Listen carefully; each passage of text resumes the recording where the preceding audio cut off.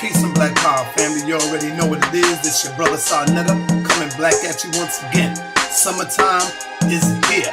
I know you want to get your red, black, and green footwear. Alright? These are leather, high top footwear. Powerful right here, family. You can't beat them. They go for $80. But guess what? If you use the Sarnetta TV code, you will be getting them for $60.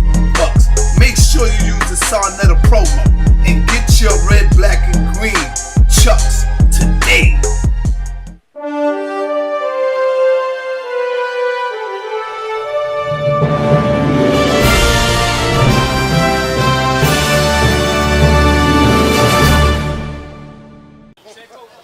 Peace and Black Power family, you already know what it is. I'm here with my brother Prince York, and Prince York is here to give us some clarity.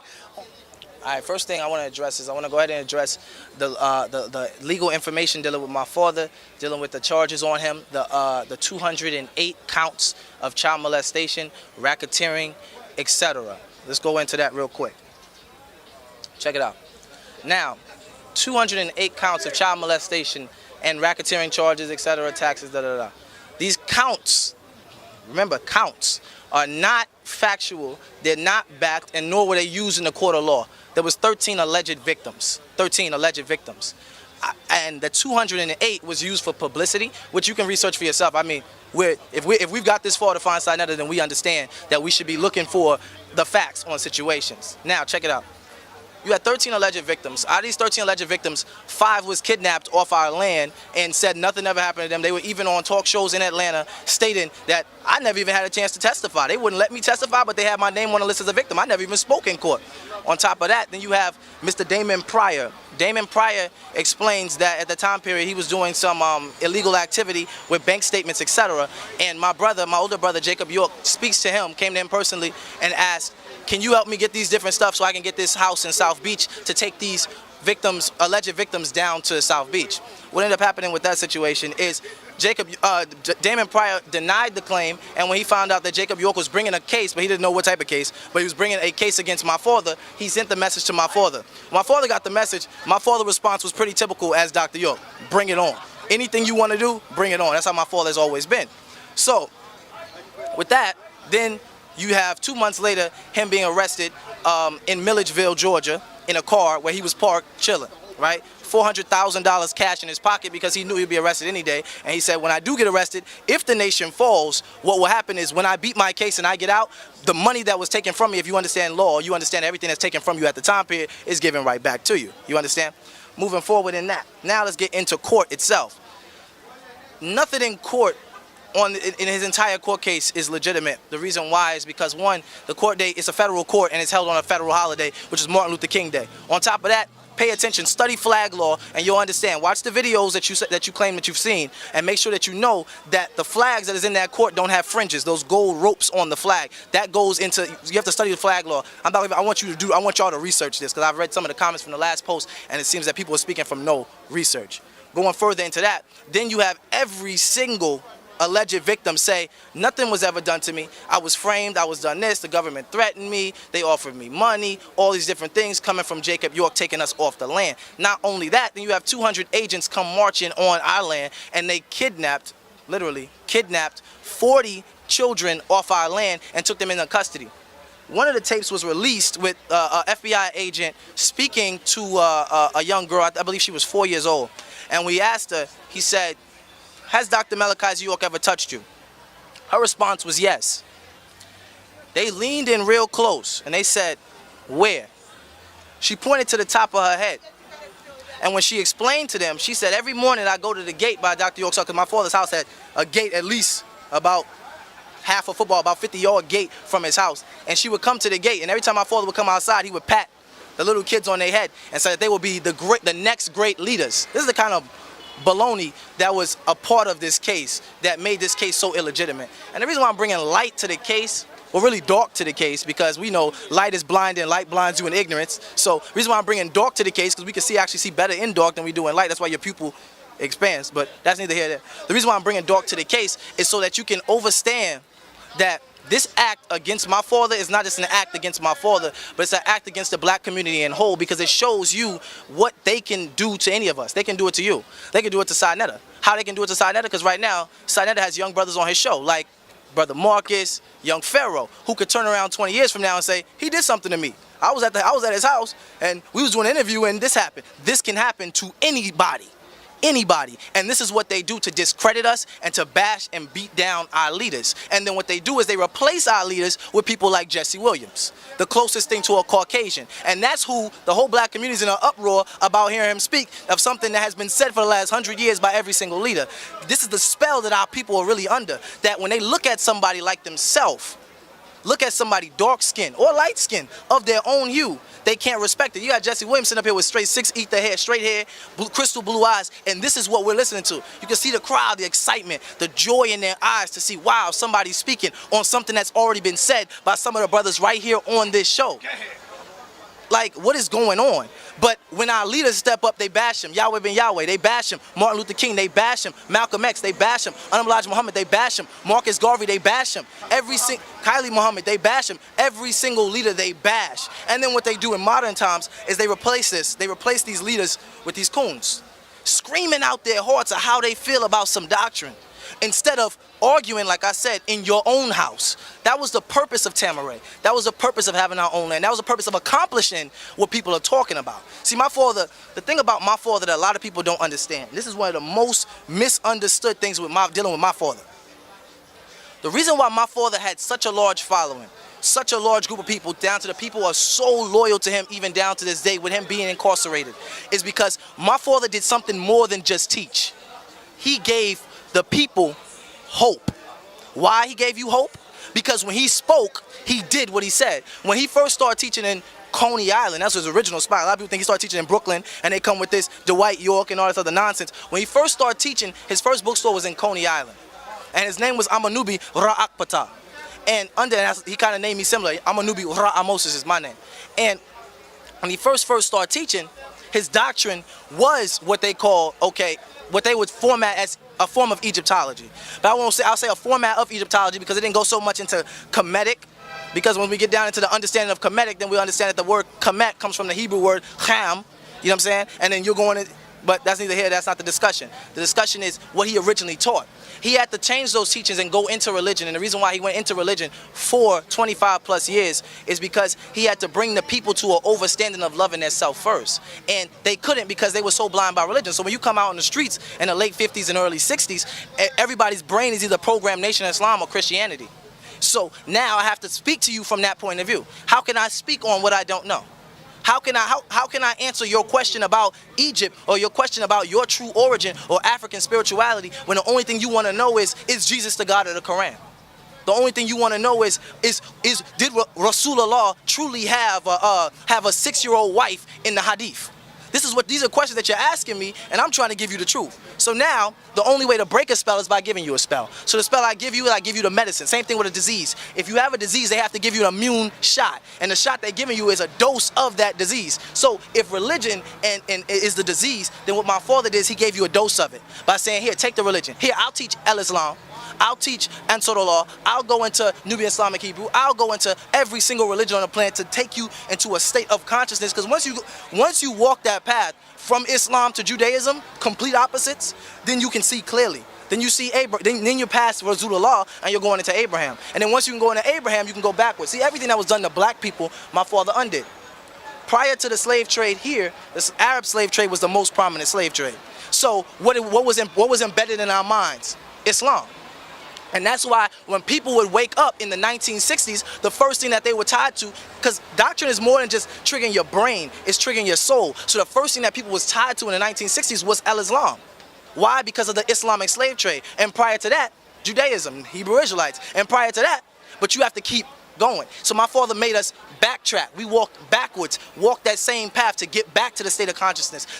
Actually, beyond the state of consciousness, because conscious means to be awoke, and you awoke every day. To get to the state of subconsciousness. Because really, if we break down the word conscious, it's con-science. It's a science that makes you think you know things. That makes you think you overstand. Make you think you understand. Make you think you understand when truly you know basic information.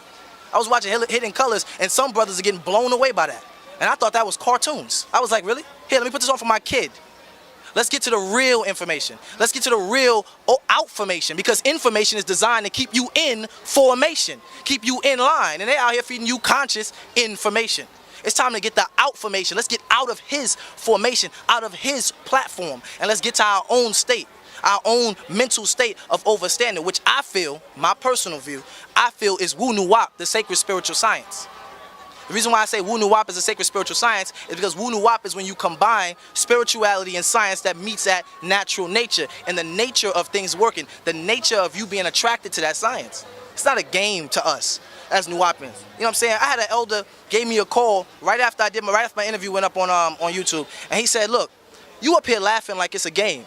And to me, I felt very disrespectful when he said that. But what he said was so true. I couldn't even argue with it. I was up there laughing, smiling and giggling when my father's doing 135 years for trying to teach these brothers who turn around and slander him. This is what I get. This is what he's doing. He's being slandered and torn apart. Social media, all these different rumors coming out of this, even down to I saw somebody say, Dr. York teaches about the non-ether, but Dr. York had a perm. Any sister who's ever braided a head knows that when you take braids out your head, your hair is what? Very loose, because it's been held tight for so long. This is what my father would do when he would go produce. He would have his hair braided when he taught, watch his videos, his hair braided, and he would take it out. But the fact that I have to address such little things, instead of you saying on your own, he did what he said he would do. He said, I came giving you what you want so you will learn to want what I have to give. And that's exactly what he did. He came giving us the religions because that's what we wanted at that time. And now, in 2016, now in the early 2000s, we want that right knowledge, that right wisdom, that right understanding. And that's what he's given us. He's given us the sciences. He's given us all these different things. And he always gave it to us, even in the Answer to the Law days. Any Answer that's watching this video knows good and well that when my father would speak on Answer doctrine, he would even infuse it by going into extraterrestrials, going into Egypt. He had a book called Egypt and the Pharaohs. He had a book called Science of the Pyramids when we were so-called Muslims. He was calling a woman as God in the Answer to the Law days, prior to this pop culture. But this is what we call culture. It's pop culture, hip-hop culture, the culture which is suicidal. And the reason why I say hip-hop culture is suicidal because it teaches you to either beat or kill your women or beat or kill your brother. So it's suicide. It's a suicidal culture. And to answer the question, is a Nuwapian nation a cult? Yes, we are. The Nuwapian nation is a cult. We are a cultivating culture that the white man will never be ready for. And the reason why he'll never be ready for it is because we're covering every aspect of every single doctrine. We dissect them and we brought them to the light. We brought their information out so everybody can see. 360 questions to ask Hebrew Israelites. 360 questions to ask all these different groups. Question you. Ask you questions. Learn to question things and not just believe them. You follow what I'm saying? Set that up. I'm taking questions. Okay. I just want to ask you, brother, where was Dr. York born? Where was he born? My father was born in Ghana. Now, here, hold this. He was born in Ghana? My father was born in Ghana. Here's the misunderstanding with the Ghana and Sudan situation. My father was born in Ghana, but he's a Sudanese. Just as a Puerto Rican could be born in New York, but still be Puerto Rican. He was born in Ghana because when my father's mother met my father's father, which was Al-Hadi Al-Mati, when they met, they didn't meet on a necessarily royal term.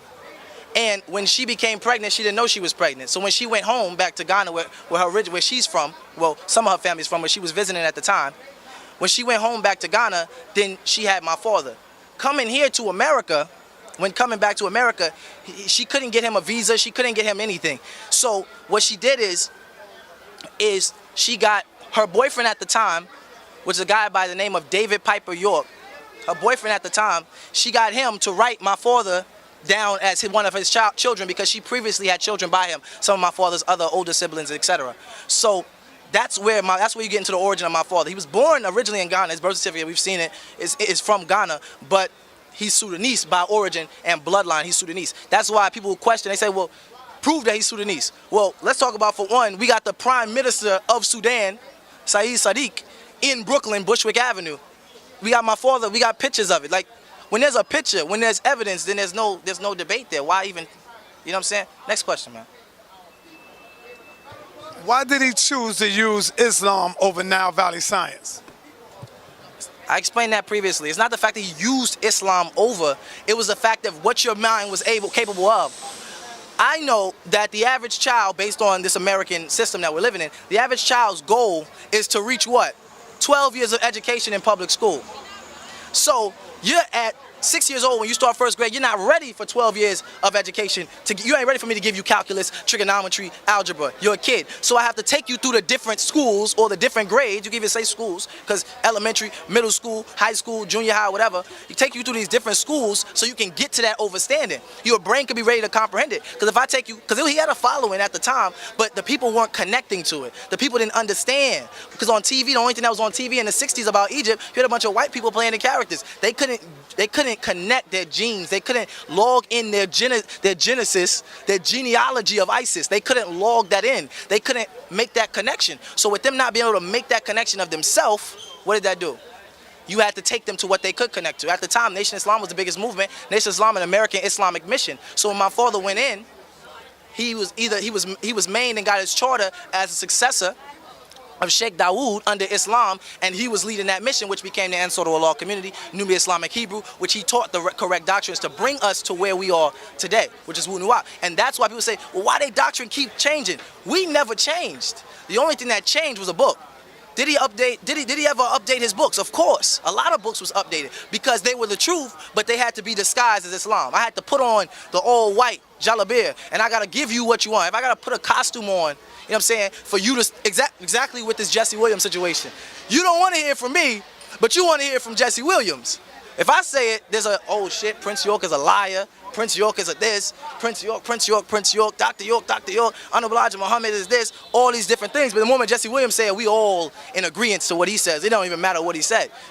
Not that he said anything that was so profound. He just talked about a basic system in which we can watch on CNN every day. That we can now, like, come on now. This is what we're listening to. This is what we need. So now our black leaders have become white. And this is what leads us to our liberation. Because remember, this information is not supposed to just be information or outformation. It's supposed to be liberation outformation. Liberation outformation, not a debate. That's why I don't debate with these corny. These guys are corny. SETI, you're corny. These people are literally, you're corny. You're sitting here debating about evolution. And like, what are you talking about? Why are we still talking about this? Why is it still a conversation? Why are we even here? Break that down. If you want to sound deep, you want to sound profound, explain on that. You know what I'm saying? Polite too, because Polite's my brother, but Polite is falling off because he's separating himself from what he knows. He knows the fact. I just got off the phone with Polite. You know the fact. You know what it is. Get back to the liberation outformation. And I see the brothers. I'm not worried about them calling me out to no debate, because Nuwapians don't debate. We did, because I saw a comment saying that Nuwapians want to be humble now. It's not the fact that Dr. York is in jail and want to be humble. It's the fact that we've reached the peak. We've reached the pinnacle of the outformation, that point where we don't have to debate. We debated Hebrews when we were Nubian Islamic Hebrews. We debated Sunnis when we were Muslims. We debated these different groups when we were in their shoes. But once we got outside of that and we beyond them, there was no more debates. Polite knows. And he knows it comes from a place of love. But he has to get back to a place of understanding what the purpose was. You know what I'm saying? It's about getting back what is ours. The Moors are trying, but the Moors tend to forget who resurrected the Moorish Science Temple, which was my father with the Nuwabian Moors doctrine. That's what they all quote. I'm a Wichita Moor. I'm a this Moor. My father was the first person to combine the Native Americans with Moors. Next question. What is more important, science or divine? That was one of the questions. It's all good. Check it. What's more important, science or divine? In my eyes, based on the viewpoint of Wu Nuwap, we don't separate the two. See, when you get into science and you get to the smallest molecules of a tree, they start getting into lichens and etc. like that. That's the science of it. But they can't tell you where the source of lichens come from. So you have to acknowledge that there's something happening.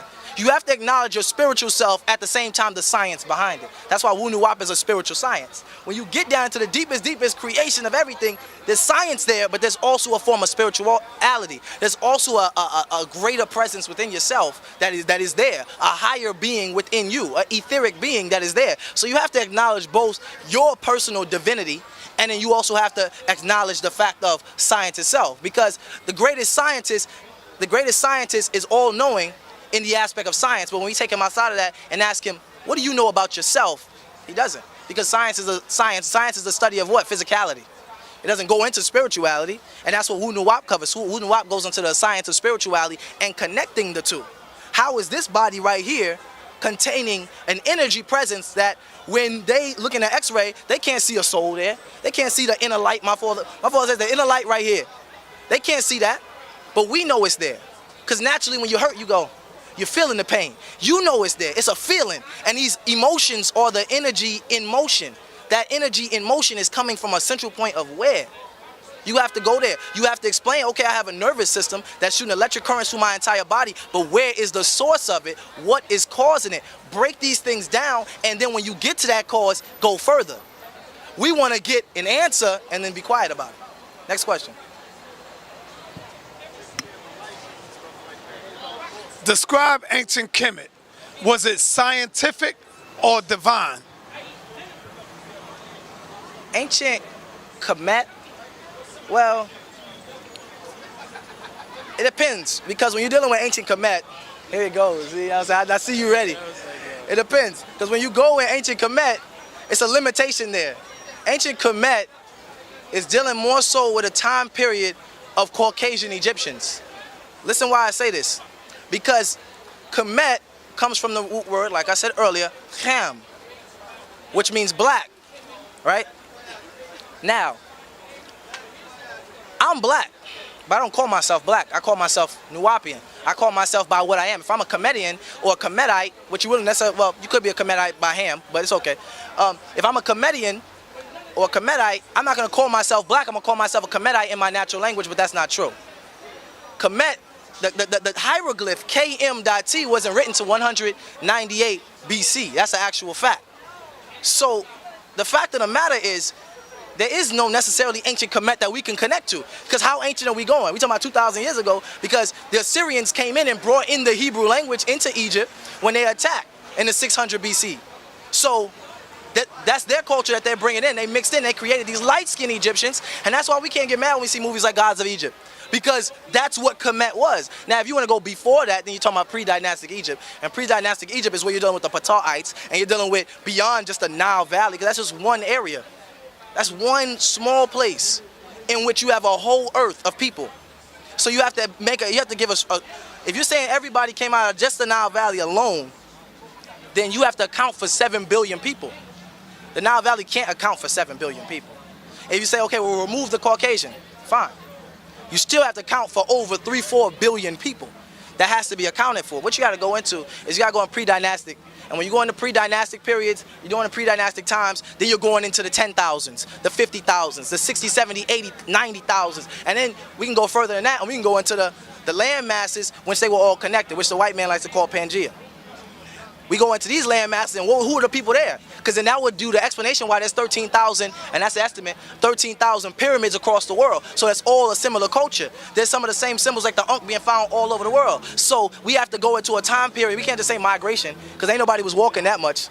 We have to go into the time period and when all these land masses was together. And this is where you're talking about the Ptah'ites. You're talking about these origin. You're talking about before my skin was brown and when it was green. Because of the chlorophyll. Like when you cut yourself, your blood is naturally in your body a very, very dark bluish color, and the moment it hits the oxygen, it turns what? It turns red, it rusts, same as your skin. Naturally your skin is green. That's why so many black people suffer from eczema, scales, and asthma, which is what? A breathing deficiency, because you're dealing with the water. You know what I'm saying? Naturally, we're coming from the waters. We're dealing with the Ogdoads, these sciences. These are the sciences we gotta go. We can argue about the Hebrews fighting the Egyptians, or we can go into where we both came from. You know what I'm saying? We can go there. Next question. I'm going to ask you to bring some clarity, because you said in the previous question that the Egyptians were white. Did you say that? Or I want you to bring some clarity on that. It wasn't the fact that I was saying the Egyptians were white. I'm saying the era in which we're dealing with, when you start going into Kemet and you start going to later eras of Egypt, because we don't do deep enough research. We want to stay in that 1,000-year bracket. You're not just dealing with full-blood white Egyptians. That's not what I'm saying. I'm saying you're dealing with a lighter skin, a lighter tone, a diluted version of Egyptians. You're dealing with, you know what I'm saying? You're dealing with Alexander the Great coming in and conquering. Who you think he brought with him? when the Assyrians conquered, who do you think they brought with them? The Libyans, all these different people when they were conquering and running through Egypt. Who do you think they're bringing with them? They're bringing a group of people, a culture, a language. And since you're the conquered people, as we are here, since we're the conquered people, their culture is impressed on us. And now my young brothers out here, we're taking on aspects of their culture. You know what I'm saying? Even myself, I'm sitting here wearing a suit. I should be wearing my new Wapian man guard, but I had to get clean. You know what I'm saying? Don't judge me, Pop. It had to get clean today, so it's all good. But you know what I'm saying? We're wearing them. We're talking them. We're doing everything in their way. And it's because the later eras of Egypt is which they conquered. Egyptologists around me right now, they want to get mad, but get glad because this doctrine going to keep coming. You just said that people shouldn't be debating because we are under oppression. And the last time I checked, we've been under oppression of white supremacy since 1492. So if it was okay for him to make 360 questions to ask an Orthodox Sunni Muslim, 360 questions to ask a Hebrew Israelite, 360 questions to ask a Christian, if it was okay for him to write those books, right, and all the other books he wrote, but now somebody else wants to debate it, and somebody else wants to come along and say, you know what he said in regards to in those schools of thought was absolutely inaccurate based on this. So my thing is that what I'm noticing from you, like you just said, you won't take questions, but the questions can be asked when you're off the camera. So I got something I want to ask you, right? So you say your father's a Liberian diplomat. What I find very ironic is there is a video in which somebody calls the Liberian embassy. Now, hold on. You don't know where I'm going. Trust me on this, brother. I called the Liberian embassy myself. I called New York and I called Washington, D.C. And you know what I was told? We get a lot of phone calls in regards to this. No, he is not a Liberian diplomat. Then, hold on. But then you just say Liberian. I'm saying that's what they say. I've seen the okay, but wait. So the other thing they told me was they said to come. They said. But I'm addressing this last thing. Check it out. Okay, let me. Okay, hold on, one brother. Check this out. I'm headed. I've been here too long. But let's check this out. No, stay here because I'm about to address. Okay, well then. The camera on me so they can see this. So everybody must. The reason why I don't want to stay here is because he won't have the common courtesy to listen to what anybody has to say. But yet we have to hear some fuckery about what your father taught, which was inaccurate. Check it out. Over many things. Yeah, don't believe me, check it out. Well, guess what? Pickle Man is something that Dr. York taught. The man from Planet Risk, from the 8th planet, the 19th galaxy, something he taught. So he was from the Sudan, he was the Mahdi. Then he's from the Sudan. Now he's from Ghana. But I believe he was born in Boston. You know what I mean? That's the bill I've been waiting on, though. Many things. So I called the Liberian embassy, and they told me to come. Anybody can come to the Liberian embassy with proper identification, and they will give anybody information, a written letter, an email, say he's not. I even called the United Nations because I saw your Photoshop picture of you saying the UN. I called the United Nations, I sent them an email, and they denied you. They denounced you. Right. So, you understand something? I tell you who you don't want. You don't want Chuck Morgan. You don't want Brother Waju. Because that'd be a rap. Let him go dry out. Let him go dry out. Don't worry about that. It's fine. You can go ahead. No, it's fine. Let's go ahead. Let's go ahead and address the Liberian. Let's go ahead and address the Liberia. Okay. Now, at the time period, because we can talk about facts and we can talk about opinions. So let's talk about facts. Because if you did your proper research and you know that my father recently just sued Liberia for not claiming him as a Liberian diplomat because they removed, and this is a fact, this is on public record, they removed his consul general status because they didn't agree with what he was teaching. And this was actually, hold on, Sonny, I want you to pay attention to me because I'm talking to you. It was Dr. Malachi York versus ECOWAS and defending Liberia. And the information that was brought out is that they didn't acknowledge my father as a general counsel because they didn't agree with what he was doing. And they literally stated in the document that they said Dr. Malachi York was we didn't agree with the Dr. Malachi York being on a facade of his own, which had nothing to do with the mission of Liberia. And that's why they didn't claim him, which we have the paperwork and the documents, and you don't even have. You can call that. Another thing, the time, if you know time period when my father became a Liberian diplomat in the mid to late 90s, then you know that Liberia was under the president well, Liberia looked at that president as a dictator. This was the president who put my father in that place. So they wanted to have nothing to do with anything of his office. So by the time my father was in trouble and he claimed that he made his claim saying, look, I'm in trouble, I'm in America, I'm having an issue, they was like, oh nah, we ain't doing nothing with that man's office. And I'm not gonna even say that name. You gotta do that proper research for yourself. These are the facts. We can keep going back and forth with this and that. Like, it means nothing to me, because at the end of the day, that you're trying to talk me or push me or pressure me into a debate, and pressure doesn't exist with this one. Pressure never existed with my father. They want to say, Photoshop, you in this, you in that. That's neither here nor there. All that information, really, when it really gets to you, it's confidential information anyway, because that's how we move as the New Appian Nation. You can do what you want, say what you want, whatever. But we as the New Appian Nation has not been slowed, has not been halted, or has not been paused, and no one can debate that. We've been moving at the exact same pace, and in some cases even faster, with how we're putting out this information, because we see through the bullshit. And the bullshit of it is, I want to distract you with these arguments, not even debates, because I wouldn't even call that a debate. I want to distract you with these arguments. I want to distract you with this slander. I want to distract you with this attack on people's characters, in which I can't even prove. I want to say, you know, I can call any picture. You can take a picture of me right now, and you can say this picture is Photoshop. I can call anything on the world for you. Talking to someone who used to do graphic design. You see what I'm saying? So that's either here or there. This is how I'm closing out.